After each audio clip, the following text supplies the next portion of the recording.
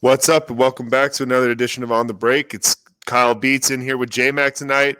No Josh VG. We're here for the Anthony Davis wants to be LeBron's Batman for the next 10 years edition. J-Mac, been a little while. How you doing? I'm good, man. How you doing? Doing good. Pretty pumped for the Lakers game. We're recording this Wednesday night a little before tip-off. Feeling pretty good, but not great. I'm glad to have you back, though, man. I haven't even touched base with you since the conference finals finished. Been a while, man. I'm sorry I've been out. I've missed you guys like crazy. I've missed doing the show. I missed just like talking basketball. I was telling you last week. I had the birth of my son was back in June, and we've just been, kind of blowing and going ever since. And so like I've had time to watch basketball, not as maybe quite as much as I normally would, but over the last like 2 weeks or so, things have really calmed down. Like as the Celtics kind of progressed, I was able to really follow it all. Everything kind of narrowed down, and it's good to be back. I feel like I'm plugged into what's going on again. I feel like, I was going to listen to Simmons today, but then got 30 seconds in and changed my mind almost immediately, because we'll talk about that in a minute, I guess. But I feel like I'm getting back in the plug. I feel like I'm getting there. Yeah, I mean, in fairness to you, I mean, the basketball's coming at a much heavier volume than we're typically used to. So you got to digest where you can when you have a newborn there. But definitely want to get your take on the Celtics. I know that was a tough series, but real quick, want to talk to you about the AD comment today that he wants to follow LeBron around for the next 9 seasons, which is an obscure number. But I mean, what's the likelihood that LeBron is in the league for another 9 years? I mean, that's honestly an absurd question. No, it won't happen. No, 0.00% chance. I think he could still be a role player at that point. Would you want to do that? Do you think? No, I don't think he would. That's why he's not going to be in the league. He wouldn't accept that role. Oh yeah, dude. Could he? Absolutely, no doubt about that. But like at 45, dude, even Dirk wasn't a role player. He would have grandchildren, and he'd just be out there as a grandpa, just still getting his. That'd be an incredible thing. It really would. I don't know that would even I don't even know how you have the MJ argument after that kind of stuff. Yeah, that puts it all to rest. Regardless, he could be 3-18 in the finals, but dude, no, it's just though, right? I mean, he's obviously trying to say he looks at LeBron as the leader, trusts him. Even though he may be the most talented player now, that like this is his team and he's the leader. I like that. That's what you got to do going into the finals. That's obviously unrealistic, but I mean, these guys could be if AD wants to sign, because he doesn't have to stay at the Lakers this year. If he gets a ring, I don't see why you walk. Right. It's realistic to think these guys to be together for at least another 2 or 3 years. That's where I would say. I would say another 2 years, because I do think LeBron. Like I think there are 2 things that when I think about like the decline of LeBron, when we've talked about it before, I think the physical prime is already on the decline. Right. And so like that decline is going to happen fast because he's been so good at such a high level for so long. It's what happens. Like Dirk was like that too. I second time I've compared to that, but it's the most recent old guy I can think of or Kobe's a great example. Like it really, really fell off for Kobe in the very, very end. Correct. And it was fast when it did. He was very. But LeBron and Kobe are the same in the way that their minds continued to get sharper and their IQs grew. Now in different ways, because Kobe just found ways to score more efficiently. Yeah. But LeBron is just from a passing, a team defense, an outlet, a rebounding. Like his mind is just growing constantly. But what's going to happen at a certain point is like the value of his IQ is just going to be diminished by his, his physical abilities diminishing. And we're not there yet by any means. He's still one of the strongest players in the league. He's stronger than he was 5 or 6 years ago. It's just he doesn't have that first step. And he probably, realistically probably doesn't have quite the stamina they had at 28 when he's, 35 now. Yeah. But I do think that, going back to your Kobe point, it fell off quick. But Kobe's physical skill set was never that of LeBron. So LeBron's, I think, will diminish at a slower rate. No, for sure. I don't know though, man, because I think it's going to take a major injury for LeBron to go out. Do you? Because I could. So that was the other thing I was going to say is I could also see LeBron looking at this whole thing like, okay, Anthony Davis is the future of the Lakers, right? So you get him signed this summer. You help. You do like so you play as long as you can. That's until you really don't feel like. So it's either you don't feel like playing anymore, you can't play anymore, or you feel like this thing's in a good place. I can leave it here with this guy. I've mentored him, I've helped him, because I think that's a big selling point for Anthony Davis. And I think if he sees that the future's in good hands, it's on the come up, and he has a good exit point where he can kind of go out up here and then go into acting, or he's been setting that up for so long, and he's been doing that for so long. I could see it going that way too. I know what you mean as far as the competitive nature, but if he sees if he's won at least one more ring, and then he sees how this thing is headed for the future, and he feels good about it, I don't see why you wouldn't. What else does he have to prove, I guess? I think he needs to get 6 rings in his mind. Okay, that's fair. I'm just looking for consideration. And right. You're talking about a 3-year span here. Like, this isn't just, he might have to take he's on a 1-1. He might have to take less money if you at a certain point in his career, if he wants to bring, a third player in. Wasn't it a 2-1 deal? I thought it was 3 years. Is it a 2-1? I thought it was a 1-1. He's already on the last. He's just done so many 1-1s, and him and KD are the 1-1 kings, which is genius unless you're Paul George and you do a 1-1 and you play like shit. Yeah, it would have been better to take that 5 years. Kawhi and LeBron can afford to do that. Yeah, yeah, for sure. So, man, I don't know. I could see it going that way too if they get to say they won 2 more or whatever, then he'd be. What else is there at that? That's what I'm saying. I would hope that he would consider going on a high note and not just like blowing out a knee and it being it. I'd rather it in LeBron's terms, I guess, is what I'm saying. Yeah, I don't know that it will be if he's still in the twilight of his prime. Like if he's washed and like a role player, I think he would step away before that would even happen. But if he's still, getting you like 22, 8 and 8, like I don't know, man. It might take an injury to walk away. Yes, that's fair. I think even though he doesn't have the killer mindset that LeBron or that MJ and Kobe had to a lesser degree, I do think he really wants legacy-wise to be remembered as better than Jordan. And I really do think, like, I don't doubt his like want of that. Like his want of 6 rings or 7 rings to be considered better is there. He just doesn't have the personality from like the way he interacts with people in his relationships like MJ and Kobe did, where he's too worried about being a nice guy most of the time. Yeah, I could see that. But I think his desire to be that great is there, obviously. Or else like he would be in the shape that he's in at 35. Yeah, and looking the way he looks. He looks better at 35. They were just showing before tip-off like highlights of him on the Heat. And we'll get into that because that's a great matchup with Spoelstra, knowing him really well, which is going to be advantageous with the bodies he has to throw at him. But yeah, he looked 30 pounds skinnier. I don't even care what the body weights are. He has significantly more muscle now than he did 8 years ago. Yeah, absolutely. But it's a healthier build for what he's trying to do with his career now. And also, we've already touched on it once, and we've touched on it a million times on this show. He doesn't have to be the best player out there every single night anymore, and that's advantageous for the twilight of his prime. Right. And that's a great segue to the Nuggets series in the Western Conference Finals, because he was the best player in most of those games. Dude, I felt like he was the best player in that closeout game. He took that thing the fuck over in the fourth quarter. Overall, and really from the get-go, he came out guns blazing in that game, way more so than game 5. Game 5, yeah. But dude, his fourth quarter was just like, oh shit, like. Because I'll be honest, at the end of game 5, I thought he looked pretty gassed in the fourth quarter. I thought he was struggling. I was talking to a good friend of mine who's a big LeBron fan. He was like, dude, I'm straight up worried about LeBron. I wasn't worried, but yeah, he looked slower. He looked gassed, but I wasn't like, oh, this is 35-year-old LeBron. I think he was just, 38 minutes a game or so for this entire bubble and this playoffs, with a lot of the workload flowing through him on offense, and he was taking on, Jamal Murray defensive assignments a lot. Like that was wearing him down. That's all it was. He was fine in game 6. Like it's not a conditioning or an old age thing for LeBron. No. It's you can't like who's capable of playing 40 minutes if they're running point guard and guarding the best player every possession? Nobody. Period. It's not even close to possible, really and truly. I agree. I never really thought that Denver was the better team in that series at any point in time. And I know that like Jamal Murray had really good flashes. There was a lot of good Jokic stuff going on. Like the whole series was a good series, but it always felt like the Lakers were going to win that series. Always felt that way to me. Okay. Did you feel otherwise?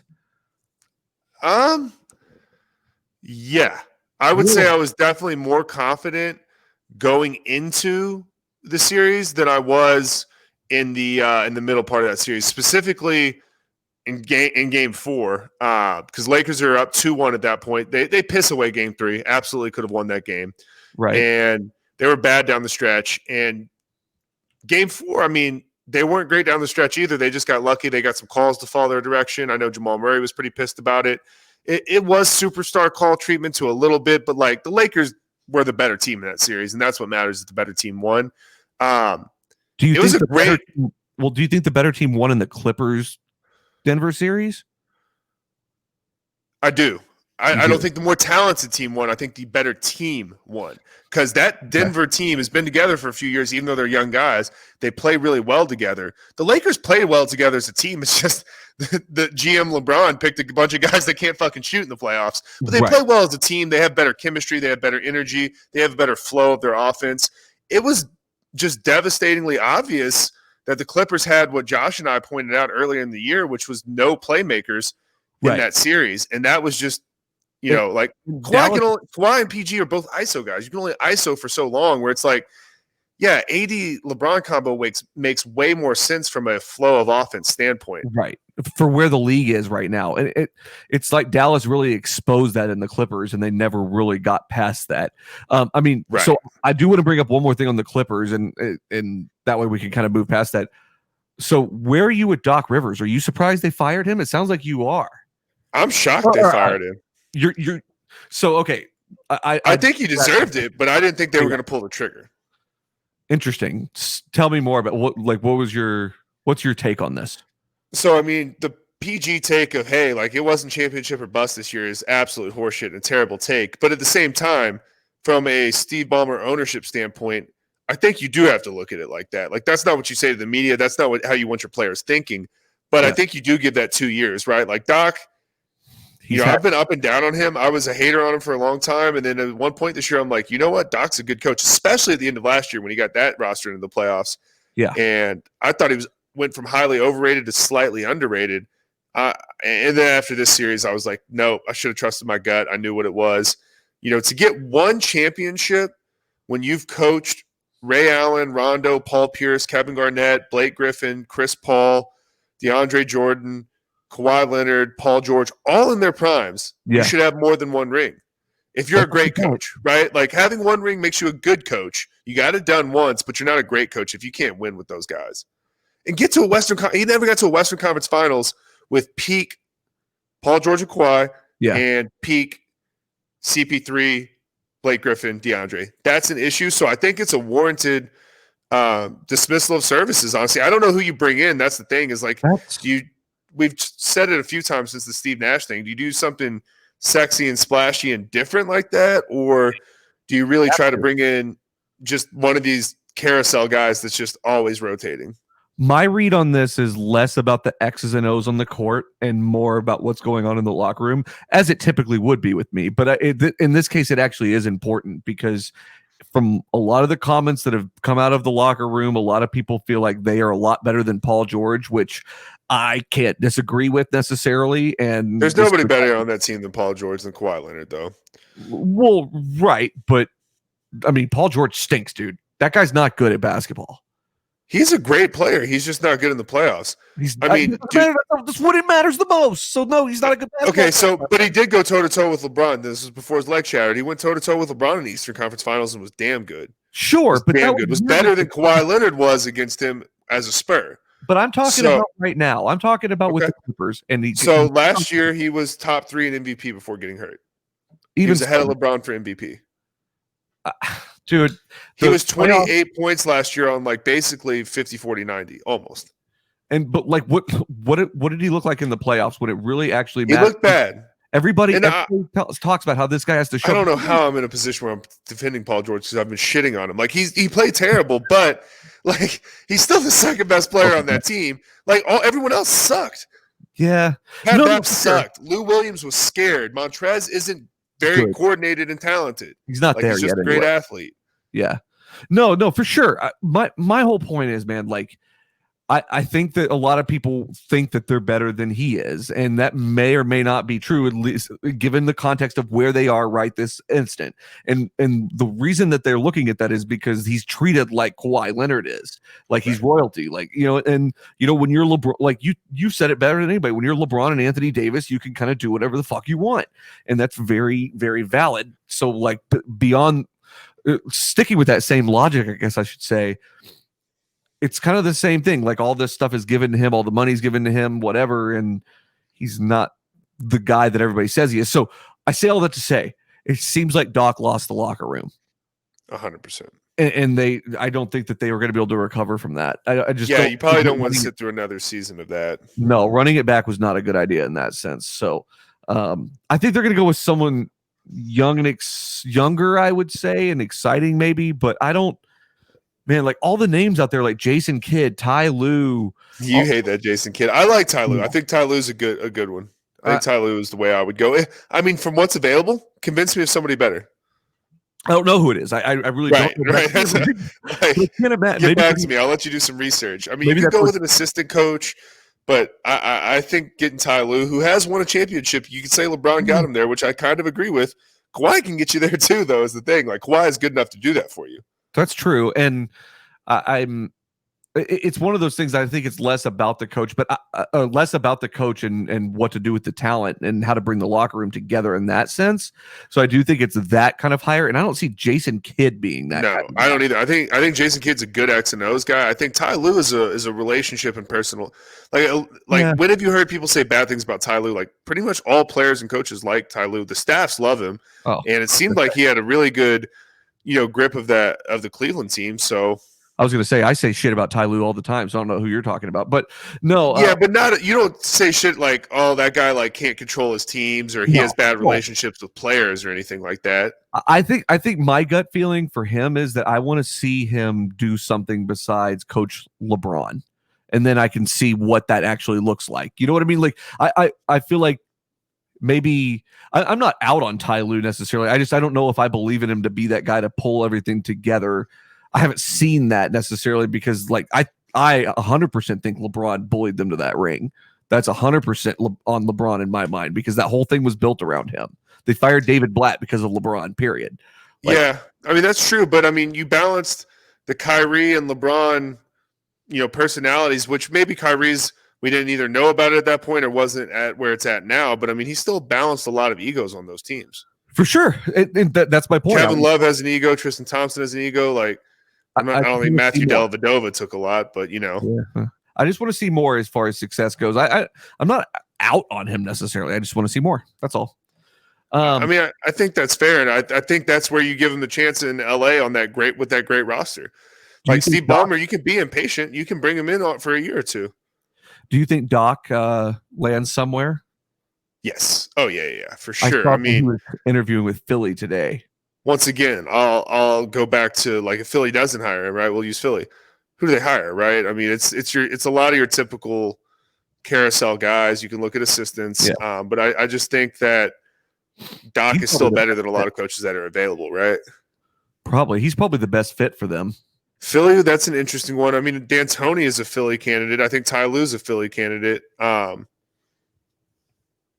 I don't know who. I'd have to think about that. I think D'Antoni's going to be interesting wherever he goes, just based upon skill set. Like he could unleash Ben Simmons. He might not win a championship though. He won't win a championship. That's a fact. Yeah, I know that's how you feel, and I'm pretty much there. I mean, I'm not like the head of Mike D'Antoni fan club or anything, but he just is fun. He makes fun basketball, and it's like you can't tell me he's not a top 32 coach. Like he deserves a job for sure, I guess. But I mean, like he's never really been like tremendously successful, and I mean, and that probably tells you how much the owner cares about winning versus how much he cares about making money. Because if you want to sell tickets, you win games, and Mike D'Antoni will win you a shit ton of games. He sure will. Did it in Phoenix, and he did it in Houston. Yep, no, that's definitely a fact. But I mean, he's never proven any kind of success. And the other thing is, like, I don't really know. I guess maybe Philly is the best team that would have this type of players that they would need to run his system. I mean, like you said, he could unleash Ben Simmons. They As need long, another shooter. as long as he could teach him how to shoot with the right hand, I think he'd be in good I'd shape. love to see him in Atlanta. That'd be something. That'd be pretty cool. Like, what do you have to lose if you're Atlanta, right? Did Atlanta fire their coach? No. Okay. Just fire him and bring in D'Antoni just to see him with Trae Young. Hell yeah, let's do it. But yeah. I mean, I think Doc lands somewhere. But long-winded way of answering your question, I do think the better team won. Okay. I don't think the more talented team won. Yeah, I like that take. Both really, you could argue those are the two deepest teams in the NBA. Just the depth for the Clippers didn't show up really for them. But the Denver's depth just continued to amaze me. I mean, Porter essentially comes off the bench a lot. Dude, yeah. Porter, I mean, huge coming out party for Jamal from the first series. And, that he played fantastic against the Lakers. Like, some of the shots he was making, I was like, holy shit. To me, he was the best player on the team. I would still take Jokic if I was going to start a franchise. If you're going to have me list out the 20 best players in the NBA, because Jamal's probably top 20 after this performance, I'm still going to list Jokic ahead of Jamal. But it's just because of the passing. But I'm not really, sure why I'm doing it, because Jamal was so much better than Jokic in the Lakers series to me. Jokic had one great game and one good game, and then was kind of pedestrian for his standards, where Jamal was just incredible at all times and just felt like he could get whatever he wanted. Closeout game, he was not as good. Yeah. I think he was a little devastated from the way. I think game 4 really bothered him, because I think they pissed that game away. He felt like they should have won. He felt like they got superstar calls. Dude, they lost that game. It's not that the refs won that game for him. The refs didn't decide any of the games, which I like. Yeah. Couple bad calls in there for sure. LeBron fouled him down the stretch there. Didn't get the call. Shit's going to happen. Jamal's going to get that call more next year based on this performance, and it's going to continue to be like that, because he might be a superstar. Yeah. I think. Am I crazy to say he was better than Jokic in that series, though? No. Not at all. He's not their best player, but he was their best player in this playoffs. Yeah. Oh yeah. The most consistent, the most showed the most ferocity. And I think that's something that we've failed to see with him when they signed him to that big extension last year, was just that, is he that gritty kind of? Oh yeah. I was not thinking that was a good deal. Yeah. And I mean, it's a great deal now that I look at it. So far, so good anyway. So, yeah, man. Okay. So let's get into the Celtics thing here real quick. I do real quick want to make one last comment about that series, or two actually. Jokic looked like he needs to get in better shape, right? And I don't know if it's a lack of care. I don't know if it's similar to the Embiid thing, but dude, he just has to get in better shape, because he looked winded and gassed in certain points. He looked like that. Like, we were at recess, and this is your boy. He's taller and stronger than everyone, but he's kind of fat, and he's just gassed after we go up and down the court 4 times. You're like, come on, man. That's what Jokic is. He's just red in the face, just beat to hell, like a dad at 24-hour fitness. And I'm like, all right, dude, I understand you're a big, unathletic white dude. Your game's based around finesse and skill, but you're still an NBA player and need to be in shape. Right. I mean, that's the basic expectation of, but I struggle with that, because he's such a teetering balance of size and athleticism that, I mean, you drop if you start working on your cardio so much, you're going to drop weight, and in his situation, you can't afford to do that. Yeah. I mean, I do think he gave up some strength, because he lost a little weight this year, coming in from the bubble, but I don't know, man. I'll sacrifice a little strength if you could just be out there for 40 minutes a game without it killing you. Absolutely. Yeah. I mean, no doubt about that. I don't know where that balance is, but they've never been able to really find that balance for whatever reason. I don't know why. Yeah. MPJ is interesting too, dude, because he can't defend anyone. He's going to have to get better at that size, becoming an adult, and just time in the league will help that. He's got to have some effort there. He's been atrocious defensively, but his offense is so legit. So even if they lose Jeremy Grant, if he doesn't opt in this year, or next year at $12 million, which he probably won't based on that performance against the Lakers. Dude, he guarded Kawhi, PG, LeBron, and AD for basically every possession. It was insane in the last 2 series. I just think with MPJ, that the future's really bright there. Yeah. It'll be interesting to see how they take a step this coming year, because that's the telling time. I mean, it's going to be tough though, right? Because Clippers are going to run it back. Lakers are going to run it back. Golden State's going to be right back there. I guarantee it. You're going to have a Mavs, healthy Portland team. Like it's going to Mavs be in the nasty, thick of it. dude. Yeah. Mavs will be in there. Houston probably still will be for the regular season. Utah was going to be healthy. Like, fuck, dude. Like, there's going to be a great team that misses the playoffs next year. Could be. Let's talk about your Celtics, though, man. I know you got to air some grievances here. Man.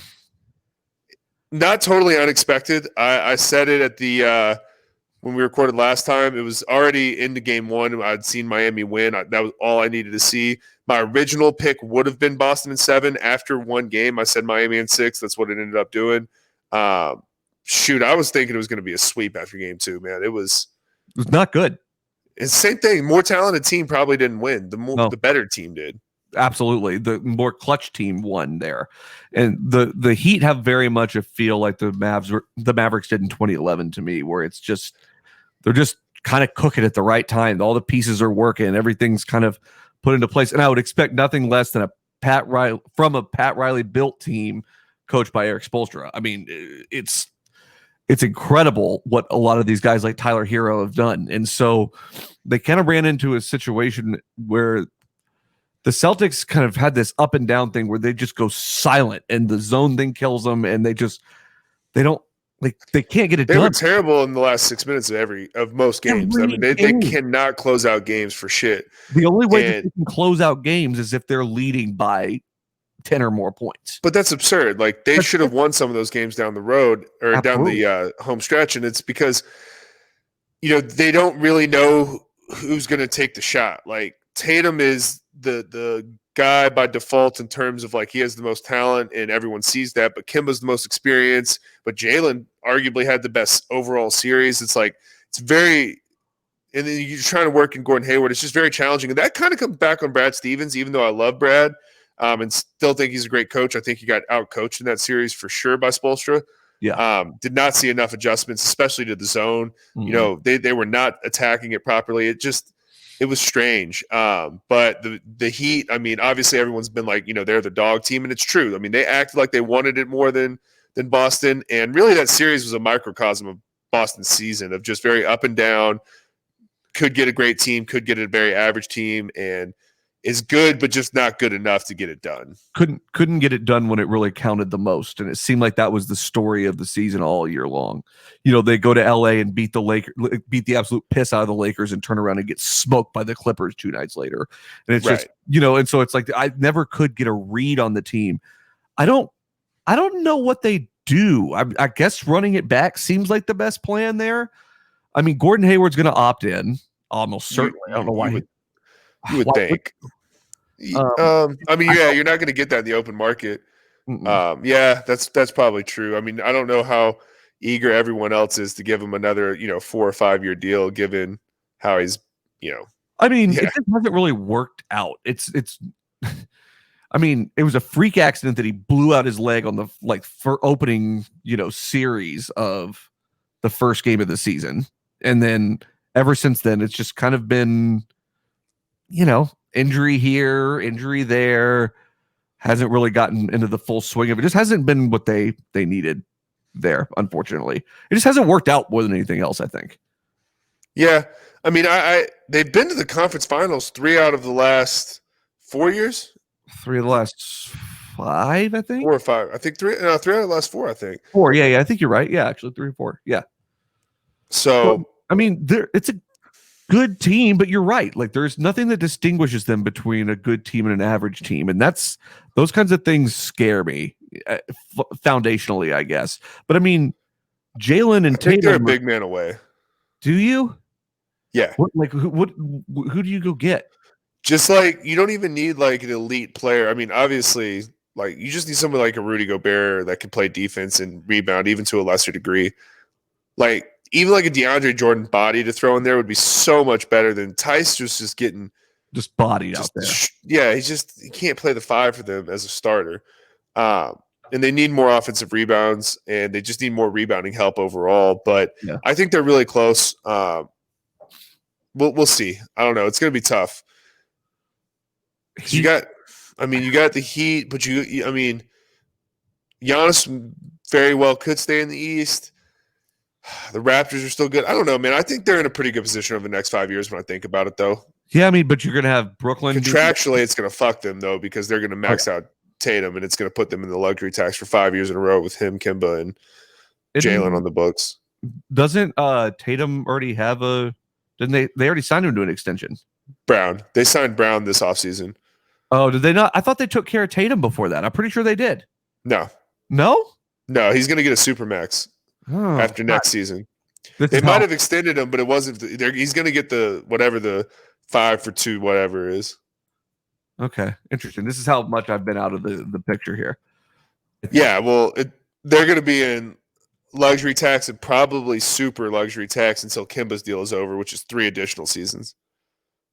Okay, Tatum has 2 years left on his 4-year, $30 million rookie contract, right? Yeah, and then, so that's including this year. So after next year, they're going to max him. Cool. Okay, yeah. Kimba has 3 years left after this year at $40 million. That's not Jalen. They actually signed at like $30 million, which is pretty good for what he brings to the table. The boards he was snagging in that series, the defense he was playing, he was off on his shot a lot of the time, but he never lost his confidence. Continued to shoot. I would have liked to see him get to the basket a little bit more because he's so athletic, and that's what you got to do against that zone. But overall, he was fantastic.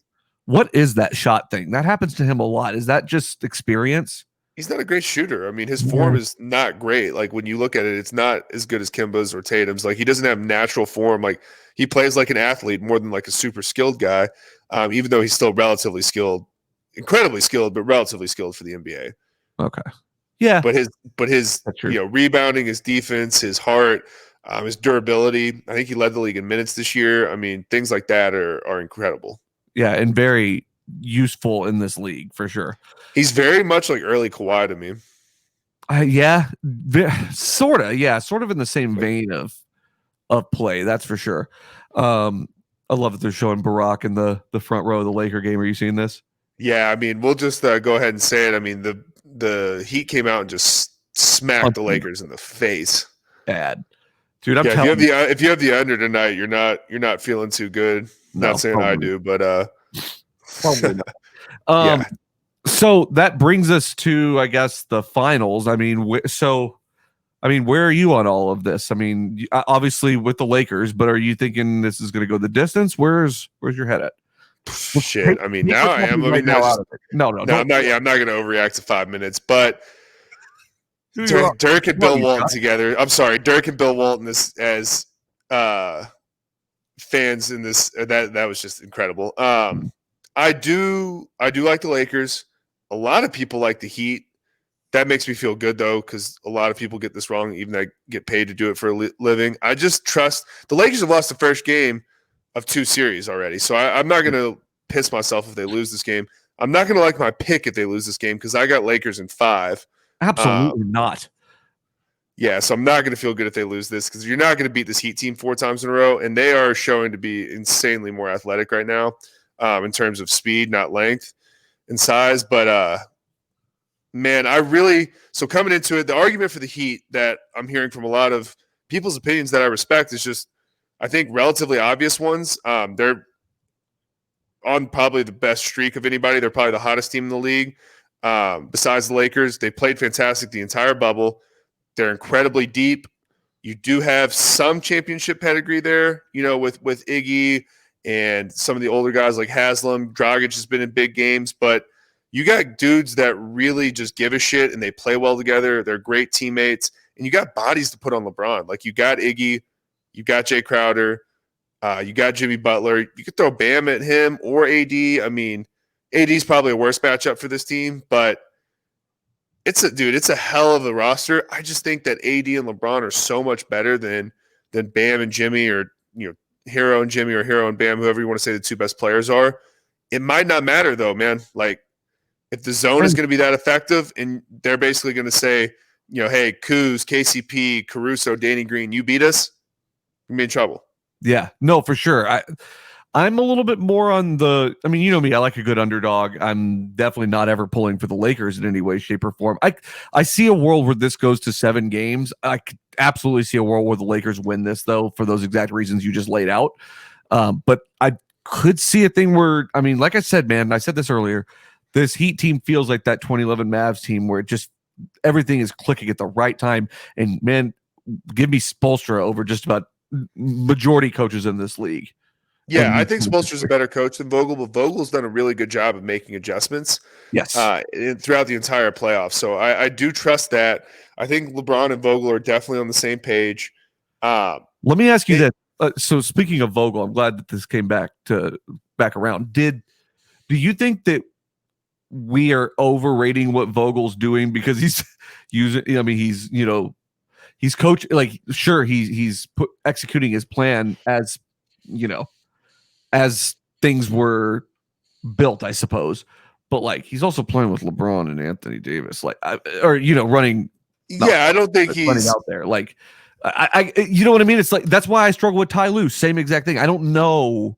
Like, I think he's better than Ty Lue, just from an X's and O's standpoint. I don't, I'm not going to just say this guy's a top 5 coach in the league because you win a championship with LeBron, as we did it with Ty Lue. So maybe sports media overall is, especially talking heads, is hyping Frank Vogel. Although I haven't heard too much. I don't think it's been insane. I'm not overrating it. Like, I don't think he's like an incredible coach that's doing all these great things. I think a lot of that is LeBron. But I think he's making good adjustments. Yeah. And that's what matters. I think he's making good defensive adjustments. I like his rotation. I like how he's changing the starting lineup when he needs to address something like the rebounding. He threw Dwight in there. Those are good moves, and that's what I respect. But I'm not going to say he's a top 5 or maybe even 10 coach just because he wins a ring with LeBron and AD. Sure. So I will give you my pick of Lakers 5. We talked about. Josh did let me know Lakers in 6 was his pick. Okay. Where do you stand? Let's take this, first 9 minutes of this game out of our head, which has gotten a little bit closer now. Things are coming down. It's going to shore up a little bit. I'm gonna go against the grain. I'm gonna take Miami in 7, though. I think the Lakers, like, I'm telling you though, there's no part of me that would be shocked if the Lakers won, but I think it goes obviously no matter what. I mean, you're never gonna be shocked when the more talented team wins, but Miami's their mental makeup and their obvious lack of fear of LeBron and the Lakers is a big deal. And do you think that Spoelstra let Jimmy beat the first team with the second team guys just to prove a point? It's very likely, but I think Spoelstra knows how to talk to those guys to tell them how to guard LeBron. I don't think there's anybody on that team that's going to be guarding him between Crowder, Jimmy, and Iggy that needs to be talked to about, like, hey, don't worry about it being LeBron James. It's not a big deal. It's like, they're like, I fucking know. Like, I can guard this guy in my sleep. I'm not scared of this. Whether they can do it or not is one thing, but they're also going to be in the 2-3 and 3-2 zones. So there's going to be a lot of team defense. But the way they're going to guard LeBron, it looks like, is they're basically going to be running their zone, but have a man assigned to him with the zone focus there. So it's like, it's going to challenge LeBron a lot. He's going to have to drive, and he's going to get tired of shit. Yeah, and that's what they're hoping for. And they just gas him that way, because that's the only, and kind of back to what you were saying before, the only way that the Heat are really successful is you got to have some semblance of a LeBron stopper, and then you have to make sure that the rest of the team, like KCP, doesn't jump into the mix kind of thing and show up. And that second part's a lot easier to do than the first part, obviously. Yeah, I worry about kind of that lineup I gave earlier of KCP, Caruso, Danny Green, Kuz, Markieff. I worry about those guys really being gamers in this series. I think Rondo has to be, ultimate playoff Rondo and really be the third best player for them to win. And I kind of trust that because he's been looking nice. Yeah, he takes some bad threes sometimes, but he's been hitting them. They're not good shots. They're definitely not good shots. But I mean, as anyone will say, the good shots are the one that goes in. I mean, that's all that really matters. But right. I mean, he's not historically that kind of player, and he's a terrible 3-point shooter historically. He's clearly worked on it. You'd think he would be actually really good, just given his size and athleticism. He's just not a good jump shooter at all. He's a terrible free throw shooter. He just doesn't have a good form, and his arms are almost too long, and his hands are almost too big. Yeah, for him to be a good shooter, because he's got a 6'10" wingspan at 6'1", which is nuts. And he's an incredible defender because of it, though. Because of that, right? Yeah, for sure. So it's just not his skill set. But I I'm going to go against the grain, though. I'm going to say the Heat in 7. But again, I mean, no bit of this would shock me if the Lakers did this in like 6. But Okay. I'm still going to say it's going to go the distance for my official pick. What has to happen for the Heat to win? Like, what's it going to take? Is it going to be like Jimmy Butler being the best player in the series? Because I don't think that's the case. I don't even know if Jimmy Butler's the best player on that team. Like, dude, Bam might be the best player on that team. But Jimmy Butler never needed to be the best player on the team necessarily. He just needed to have the team bought into what they were trying to accomplish. That's why we always talked about Miami being such a good fit.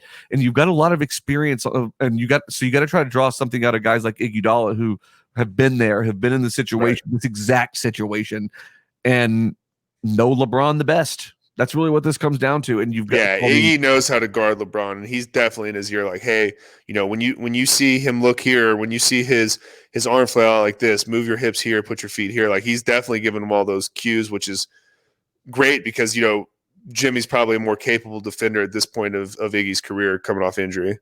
For sure, man. So I don't know that Jimmy Butler necessarily has to be the best player, but I mean, he's helping showcase guys like Tyler Hero who are just having breakout, seasons or what, I guess, playoffs anyway. What's your take on him? Do you think he's playing out? Dude, I'm all in on Hero. I like Hero's swag. I like his game. I mean, dude, I'm gonna put him right up there with obviously not like Luke or anybody like that, but for a young guy, like a 20 and under, I might take him over Ja or Zion. Really? Based on where the league's heading. Yeah. Yeah. I actually. I think he's going to be able to score 25, 30 points a game in this league. And he's not as bad at defending as you would think for a skinny white dude because he's 6'5", pretty short wingspan, but he probably could be serviceable if he works on it and gets a little stronger. But he's just best natural shot I've seen in a long time, I think.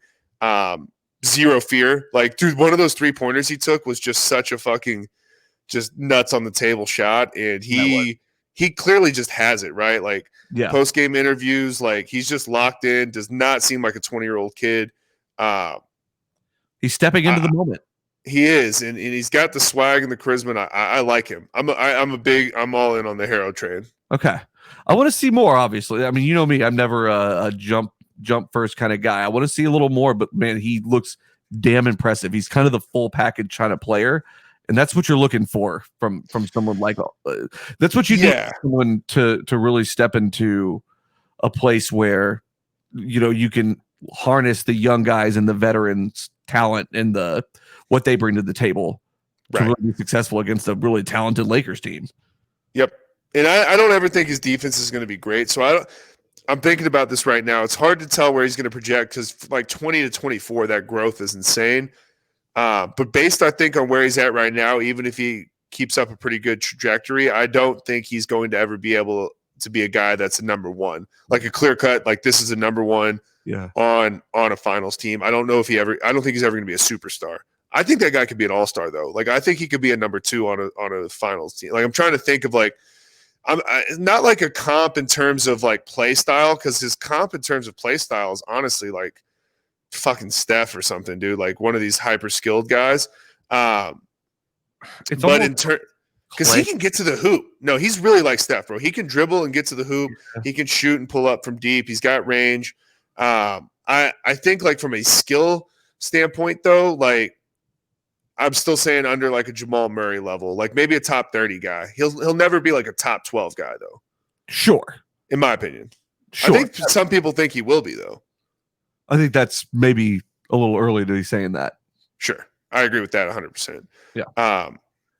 But just bottom line here in this series is it comes down to LeBron and AD being great and being clearly the two best players on the floor, which as we're wrapping up the first quarter, much stronger into the first quarter for the Lakers, looking good for them, settling down a little bit. Helps when KCP hits a bunch of corner threes.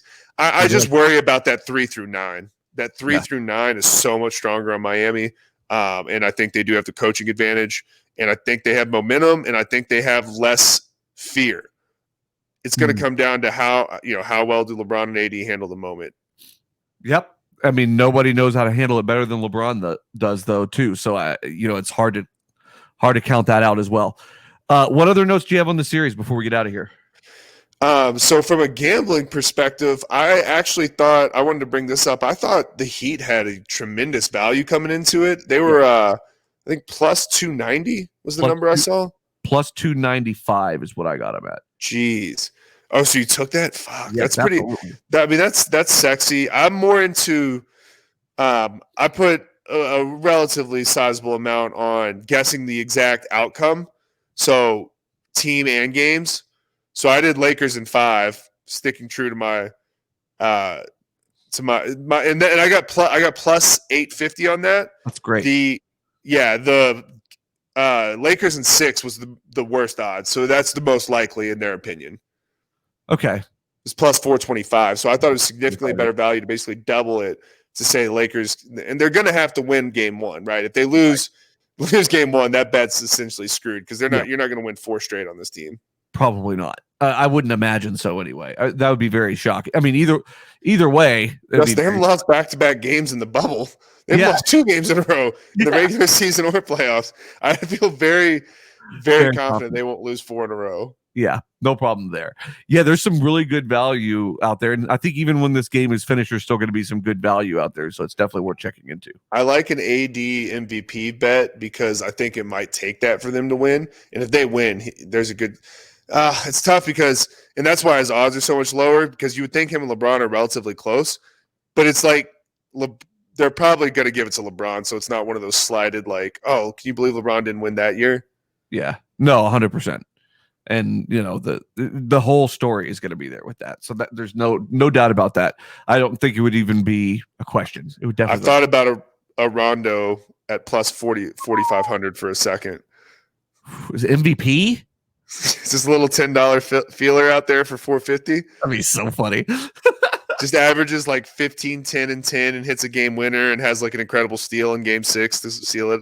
Game 5, so I can keep speaking into existence. Just finds his 3-point shot. Yeah. Absolutely. Yeah, he's just taking 30-foot steps. My goodness. I don't think my book would pay out. They'd be like, you do something. Yeah, this is rigged, sir. You're out of here.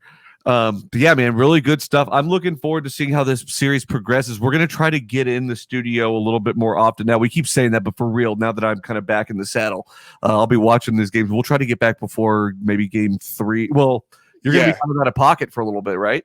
No. I'm going to be able to record. So I'm going to be on the road for 2 weeks, going through Denver, Salt Lake, Pacific Northwest, Tahoe, Zion, Santa Fe, the whole 9 yards. About a almost 5,000 mile round trip. So it's going to be fun.